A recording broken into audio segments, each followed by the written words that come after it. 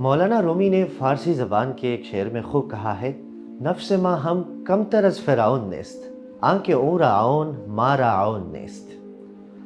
ہمارا نفس کسی فرعون سے کم نہیں ہے، فرق یہی ہے اس کے پاس طاقت تھی تو اس نے خدائی کا دعویٰ کر دیا، اور ہمارا بس نہیں چلتا، ورنہ خواہش یہی ہے جیسا ہم چاہتے ہیں ویسے ہی ہو۔ خود غور کیجئے، جب اذان کی آواز کان میں آتی ہے، اللہ کا حکم ہے کہ نماز کے لیے آؤ، ادھر نفس کہہ رہا ہے کہ اب مزید سوتے رہو، مزید آرام کرو، جس بزم میں تم مشغول ہو اسے جاری رکھو۔ اب فیصلہ کن بات یہ ہے کہ ہم نے کس کا حکم مانا۔ اگر نفس کی خواہش کو کچلتے ہوئے ہم نے اللہ کا حکم مانا اور نماز کے لیے نکل کھڑے ہوئے تو واقعی ہم بندہ رب ہیں، اور اگر نفس کی خواہش پر عمل کیا اور اللہ کے حکم کو پس پش ڈال دیا تو ہم بندہ نفس ہو گئے۔ یہی بات سورۃ الفرقان میں فرمائی گئی ہے، اَرَأَيْتَ مَنِ اتَّخَذَ إِلَٰهَهُ هَوَاهُ أَفَأَنْتَ تَكُونُ عَلَيْهِ وَكِيلًا۔